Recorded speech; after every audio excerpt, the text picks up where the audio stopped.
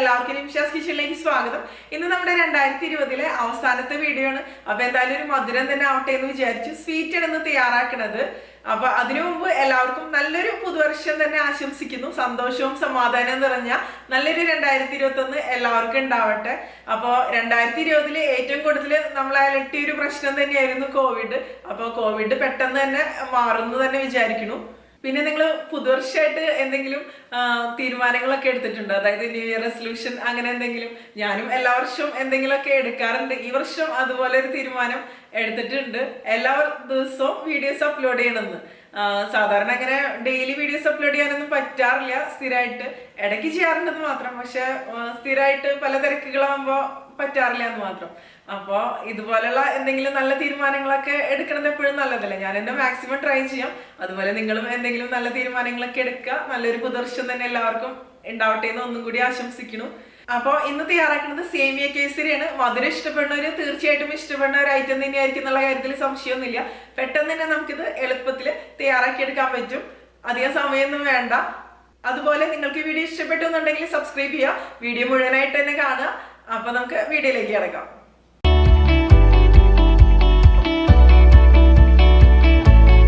അപ്പൊ നമുക്ക് നല്ല ടേസ്റ്റി ആയിട്ടുള്ള സേമിയ കേസരി എങ്ങനെ തയ്യാറാക്കാന്ന് നോക്കാം. അതിന് വേണ്ടിയിട്ട് ഞാനിവിടെ ഒരു പാൻ എടുത്തിട്ടുണ്ട്. പാൻ നന്നായിട്ട് ചൂടാവുമ്പോൾ ഇതിലേക്ക് ഒരു 2 ടേബിൾ സ്പൂണോളം അളവിൽ നെയ്യ് ഒഴിച്ചു കൊടുക്കുക. നെയ്യ് തന്നെയാണ് ഈ ഒരു റെസിപ്പിക്ക് നന്നായിട്ട് വരിക.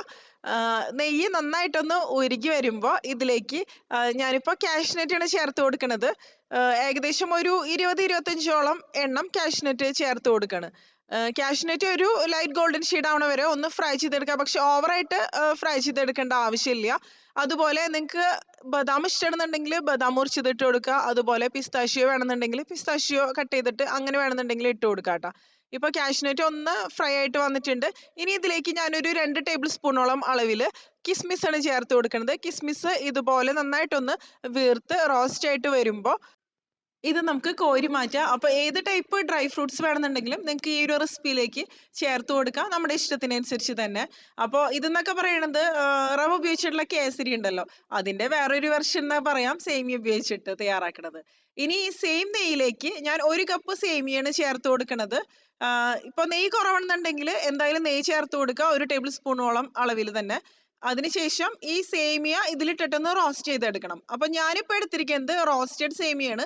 അതുകൊണ്ട് തന്നെ 1 മിനിറ്റോളം ഒക്കെ റോസ്റ്റ് ചെയ്തെടുത്താൽ മതിയാവും. പക്ഷെ റോസ്റ്റ് ചെയ്യാത്ത സേമിയാണ് നിങ്ങൾ എടുക്കണേന്നുണ്ടെങ്കിൽ ഒരു ഗോൾഡൻ ഷെയ്ഡ് ആവണ വരെ തന്നെ നല്ലപോലെ റോസ്റ്റ് ചെയ്തെടുക്കണം. അപ്പോഴായിരിക്കും ഈ റെസിപ്പി നല്ല ടേസ്റ്റി ആയിട്ട് പെർഫെക്റ്റ് ആയിട്ടുള്ള ഒരു കൺസിസ്റ്റൻസിയിൽ നമുക്ക് തയ്യാറാക്കി എടുക്കാൻ പറ്റുക. അപ്പോൾ സേമിയ റോസ്റ്റ് ചെയ്തെടുക്കുന്ന സമയത്ത് എപ്പോഴും ഒരു ലോ ടു മീഡിയം ഫ്ലെയിമിൽ വെച്ചിട്ട് തന്നെ റോസ്റ്റ് ചെയ്തെടുക്കുക. ഒരിക്കലും ഹൈ ഫ്ലെയിമിൽ വെച്ചിട്ട് റോസ്റ്റ് ചെയ്തെടുക്കരുത്. അപ്പോൾ കരിഞ്ഞു പോകാനൊക്കെ ഉള്ള ഒരു സാധ്യത വളരെ കൂടുതലാണ്. ഇതിപ്പോൾ ആവശ്യത്തിന് തന്നെ ഒന്ന് റോസ്റ്റ് ആയിട്ട് വന്നിട്ടുണ്ട്. ഇത് മതി. ഇനി സേമിയ നമുക്കൊന്ന് വേവിച്ചെടുക്കണം. അപ്പൊ ഇതിലേക്ക് ആവശ്യത്തിന് അളവിൽ ചൂടുവെള്ളമാണ് ഞാനിപ്പോൾ ഒഴിച്ചു കൊടുക്കുന്നത്. അപ്പോൾ 1 കപ്പ് സേമിയല്ലേ നമ്മൾ ഇതിന് വേണ്ടിയിട്ട് എടുത്തിരിക്കുന്നത്. അപ്പൊ അതിന്റെ ഇരട്ടി അളവിലാണ് നമ്മൾ ഇതിലേക്ക് വെള്ളം ഒഴിച്ചു കൊടുക്കേണ്ടത്. അപ്പോൾ 2 കപ്പ് അളവിൽ നല്ല തിളച്ച വെള്ളമാണ് ഞാൻ ഇതിലേക്ക് ഒഴിച്ചു കൊടുക്കുന്നത്.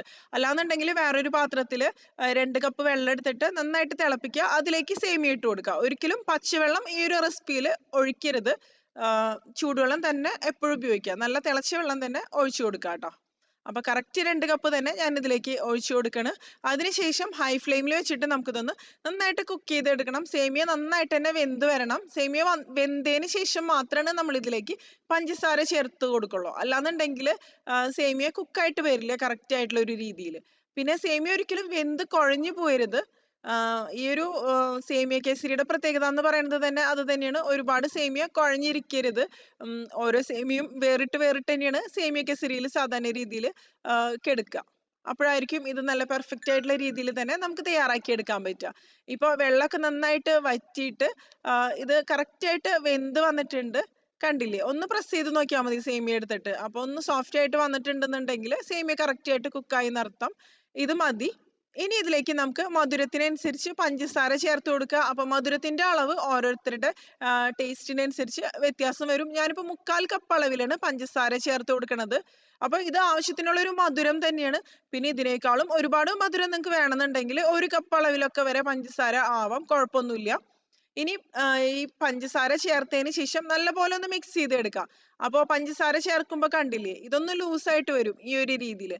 ഈ പഞ്ചസാര നന്നായിട്ട് ഉരുകിയതിന് ശേഷം ഈ സേമിയയിൽ ഈ മധുരം നന്നായിട്ട് പിടിക്കണം. അപ്പോഴേ തന്നെയായിരിക്കും സേമിയ കേസരി നല്ല ടേസ്റ്റി ആയിട്ട് അടിപൊളിയായിട്ട് തന്നെ വരുള്ളൂ. ഇനി ഇത് ആവശ്യത്തിനൊന്ന് ഡ്രൈ ആയിട്ട് വന്നോട്ടെ. ഡ്രൈ ആയിട്ട് വരുമ്പോൾ ഈ സേമിയയിൽ ആവശ്യത്തിന് മധുരം പിടിച്ച് തന്നെ വരും. അപ്പോൾ ഈ സേമിയ കേസരി എന്നൊക്കെ പറയുന്നത് വളരെ പോപ്പുലർ ആയിട്ടുള്ള ഒരു സ്വീറ്റ് ഐറ്റം തന്നെയല്ലേ. പ്രത്യേകിച്ച് ശരവണ ഭവൻ അതുപോലുള്ള റെസ്റ്റോറൻറ്റ്സിലൊക്കെ പോകുമ്പോൾ എപ്പോഴും കിട്ടുന്ന ഒരു ഐറ്റം തന്നെയാണ് ഈ സേമിയ കേസരി എന്ന് പറയുന്നത്. ഇനി ഇതിൽ നമ്മൾ ചേർത്ത മധുരം ഒന്ന് ബാലൻസ് ചെയ്യാൻ വേണ്ടിയിട്ട് ഇതിലേക്ക് ഒരു 1/4 ടീസ്പൂണിന് താഴെയായിട്ടാണ് ഞാൻ ഉപ്പ് ചേർത്ത് കൊടുക്കുന്നത്. ഉപ്പും കൂടി ചേർത്തിട്ട് നല്ലപോലെ തന്നെ ഒന്ന് മിക്സ് ചെയ്ത് കൊടുക്കാം നമുക്ക്. അപ്പോൾ മധുരമുള്ള എന്ത് ഐറ്റംസ് തയ്യാറാക്കുമ്പോഴും ഉപ്പ് ചേർത്ത് കഴിഞ്ഞാൽ ആ ഒരു മധുരം ഒന്ന് ബാലൻസ് ആയിട്ട് തന്നെ വരും. ഇനി ഞാൻ ഇതിലേക്ക് ഒരു 2 നുള്ള അളവിൽ കുങ്കുമപ്പൂവാണ് ചേർത്ത് കൊടുക്കുന്നത്. കുറച്ച് ചെറിയ ചൂടുവെള്ളത്തിൽ മിക്സ് ചെയ്തിട്ടാണ് ഇതിലേക്ക് ചേർക്കുന്നത്. അപ്പോൾ ചെറിയൊരു കളറും കിട്ടും, അതുപോലെ ഒരു ഫ്ലേവറും കിട്ടും കുങ്കുമപ്പൂ ചേർത്ത് കൊടുക്കുമ്പോൾ. അപ്പോൾ താല്പര്യം ഉണ്ടെങ്കിൽ മാത്രം ചേർത്താൽ മതി, ഇത് ഓപ്ഷണൽ ആണ്. അല്ലെങ്കിൽ നിങ്ങൾക്ക് ഫുഡ് കളർ വേണമെന്നുണ്ടെങ്കിൽ ചേർത്ത് കൊടുക്കാം. ഇപ്പോൾ കുങ്കുമപ്പൂ മാത്രം ചേർക്കുമ്പോൾ ഇതിലേക്ക് ആവശ്യമുള്ള ഒരു കളർ കിട്ടുന്നില്ല. അപ്പോൾ ഞാൻ ഇതിലേക്ക് ഒരു യെല്ലോ ഫുഡ് കളർ കുറച്ചൊരു 2 ഡ്രോപ്പ് ചേർത്ത് കൊടുക്കുകയാണ്. അല്ലെങ്കിൽ നിങ്ങൾക്ക് ഓറഞ്ച് ഫുഡ് കളർ വേണമെന്നുണ്ടെങ്കിൽ അങ്ങനെ ചേർത്ത് കൊടുക്കാം. അപ്പോൾ ഒരു ഓറഞ്ച് കളറിൽ തന്നെ ഇരിക്കും. പിന്നെ നമ്മൾ വീട്ടിലൊക്കെ സാധാരണ തയ്യാറാക്കുമ്പോൾ ഫുഡ് കളറിന്റെ ആവശ്യമൊന്നും ഇല്ല. ഞാനിപ്പോൾ ഫോട്ടോയ്ക്ക് ഒരു ഭംഗിക്ക് വേണ്ടിയിട്ട് മാത്രമാണ് ഫുഡ് കളർ ചേർത്ത് കൊടുക്കുന്നത്. ഹെൽത്തി ആയിട്ടുള്ള രീതിയിലാവുമ്പോൾ ഫുഡ് കളറൊന്നും വേണമെന്നൊന്നുമില്ലല്ലോ. ഇനി എല്ലാം കൂടി നന്നായിട്ടൊന്ന് മിക്സ് ചെയ്ത് കൊടുക്കുക. ഒന്നും കൂടി ഒന്ന് ഡ്രൈ ആയിട്ട് വരട്ടെ. ഇപ്പൊ ഇതിൽ ആവശ്യത്തിന് കുറച്ചൊരു വെള്ളം ഉണ്ടല്ലോ, അതൊക്കെ ഒന്ന് വറ്റി വരണം. പക്ഷെ ഓവറായിട്ട് ഡ്രൈ ആയിട്ട് വരരുത്, അപ്പോഴും നന്നായിട്ട് വരില്ല. ഇനി ഇതിലേക്ക് നമുക്ക് ഫ്ലേവറിന് വേണ്ടിയിട്ട് കുറച്ച് ഏലക്കാപ്പൊടി ചേർത്ത് കൊടുക്കുക. അപ്പോൾ ഏലക്കാപ്പൊടി ഒരുപാട് അളവിലൊന്നും വേണ്ട. ഞാനിപ്പോൾ പഞ്ചസാരയും ഏലക്കായും കൂടി പൊടിച്ചത് 1 ടീസ്പൂണിന്റെ അടുത്താണ് ചേർത്ത് കൊടുക്കുന്നത്. ഏലക്കാപ്പൊടി താല്പര്യം ഉണ്ടെങ്കിൽ നിങ്ങൾക്ക് അങ്ങനെ ചേർത്ത് കൊടുക്കാം. അതിനുശേഷം നല്ലപോലെ ഒന്ന് മിക്സ് ചെയ്ത് കൊടുക്കുക. കണ്ടില്ലേ, ഇപ്പൊ ഇത് ആവശ്യത്തിനൊന്ന് ഡ്രൈ ആയിട്ട് വന്നുകൊണ്ടിരിക്കണം. ഒന്നും കൂടി ഒന്ന് ഡ്രൈ ആയിട്ട് വന്നോട്ടെ. ഇപ്പൊ കണ്ടില്ലേ, ഈ പഞ്ചസാരയൊക്കെ നന്നായിട്ട് ഈ സേമിയയില് ആവശ്യത്തിന് തന്നെ പിടിച്ചു വന്നിട്ടുണ്ട്. അപ്പൊ ഈ ഒരു സമയത്ത് മധുരം നോക്കിയിട്ട് ആവശ്യത്തിന് വേണമെന്നുണ്ടെങ്കിൽ കൂടുതൽ ചേർത്ത് കൊടുക്കാട്ടെ. ഇപ്പൊ മധുരമൊക്കെ നല്ല പെർഫെക്റ്റ് ആണ്. ഇനി ഇതിലേക്ക് നമ്മൾ നേരത്തെ ഫ്രൈ ചെയ്ത് വെച്ച കാഷ്നട്ടും കിസ്മിസും ചേർത്തിട്ട് നല്ലപോലെ ഒന്ന് മിക്സ് ചെയ്ത് കൊടുക്കുക. അപ്പൊ നമ്മുടെ സേമിയ കേസരി റെഡി ആയിട്ട് വന്നിട്ടുണ്ട്. ഞാൻ 1 മിനിറ്റോളം ഇതെല്ലാം കൂടി ഒന്ന് മിക്സ് ചെയ്ത് കൊടുക്കുകയാണ്. ഇനി നിങ്ങൾക്ക് ഇതിലേക്ക് നെയ്യ് താല്പര്യം ഉണ്ടെന്നുണ്ടെങ്കിൽ നെയ്യ് ഒഴിച്ചു കൊടുക്കാം. കൂടുതൽ നെയ്യ് വേണമെന്നുണ്ടെങ്കിൽ കൂടുതൽ അളവിലൊക്കെ ചേർത്ത് കൊടുക്കാട്ടോ. ഞാനിപ്പോൾ 1 ടീസ്പൂണിന്റെ അടുത്ത് തന്നെയാണ് നെയ്യ് ചേർത്തിട്ടുള്ളൂ. അപ്പോൾ കേസരി പോലുള്ള ഐറ്റംസിലൊക്കെ നെയ്യ് കൂടുതൽ ചേർക്കുമ്പോൾ തന്നെയായിരിക്കും അത് നല്ല ടേസ്റ്റി ആയിട്ട് തന്നെ വരിക. അപ്പൊ നമ്മുടെ വളരെ എളുപ്പത്തിൽ തന്നെ തയ്യാറാക്കാവുന്ന നല്ല ടേസ്റ്റി ആയിട്ടുള്ള സേമിയ കേസരി റെഡി ആയിട്ടുണ്ട്. ഈ ഒരു സ്വീറ്റ് എന്നൊക്കെ പറയുന്നത് നമുക്ക് പെട്ടെന്ന് സ്വീറ്റ് ഒക്കെ കഴിക്കാൻ തോന്നുമ്പോൾ പെട്ടെന്ന് തന്നെ തയ്യാറാക്കാൻ പറ്റാവുന്ന ഒരു ഐറ്റം തന്നെയാണ്. സ്വീറ്റ് ഒക്കെ ഇഷ്ടപ്പെടുന്നവര് തീർച്ചയായിട്ടും ഇഷ്ടപ്പെടുന്നുള്ള കാര്യത്തിൽ ഒരു സംശയമില്ല. ഇതിൽ കട്ടിങ്ങോ അങ്ങനത്തെ കാര്യങ്ങളോ ഒന്നും തന്നെ ഇല്ല.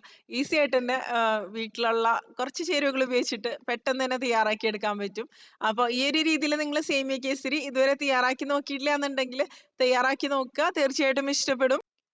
അപ്പോൾ ഇതിനു മുമ്പ് തന്നെ ഞാൻ റവ കേസരിയുടെ റെസിപ്പി ചെയ്തിട്ടുണ്ടായിരുന്നു. ഒരുപാട് പേര് ട്രൈ ചെയ്തതിന് ശേഷം നല്ല അഭിപ്രായം പറഞ്ഞ ഒരു റെസിപ്പി തന്നെയായിരുന്നു അതെന്ന് പറയുന്നത്. അപ്പോൾ കാണണമെന്നുള്ളവർക്ക് കണ്ടു നോക്കാം.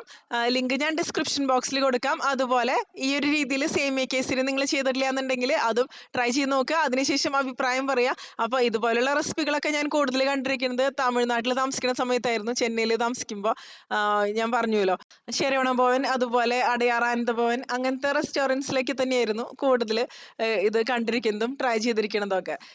അപ്പോൾ എല്ലാവരും തയ്യാറാക്കി നോക്കുക, അതിനുശേഷം അഭിപ്രായങ്ങൾ പറയാൻ ഞാനിത് ഫോട്ടോ ഒക്കെ എടുത്ത് കൊണ്ടുവന്നിട്ടുണ്ട്. അടിപൊളിയായിട്ട് തന്നെ വന്നിട്ടുമുണ്ട്. പിന്നെ നിങ്ങൾക്ക് ഈ വീഡിയോ ഇഷ്ടപ്പെട്ടു എന്നുണ്ടെങ്കിൽ നിങ്ങളുടെ കൂട്ടുകാരിലേക്കൊക്കെ ഒന്ന് ഷെയർ ചെയ്ത് കൊടുക്കുക, എന്നെ സപ്പോർട്ട് ചെയ്യുക. അതുപോലെ നിങ്ങളുടെ അഭിപ്രായങ്ങളൊക്കെ ഒന്ന് കമന്റ് ചെയ്യുക. സബ്സ്ക്രൈബ് ചെയ്യാത്തവര് സബ്സ്ക്രൈബ് ചെയ്യാനും മറക്കരുത്. അപ്പോൾ മറ്റൊരു വീഡിയോ ആയിട്ട് നമുക്ക് അടുത്ത വർഷം കാണാം.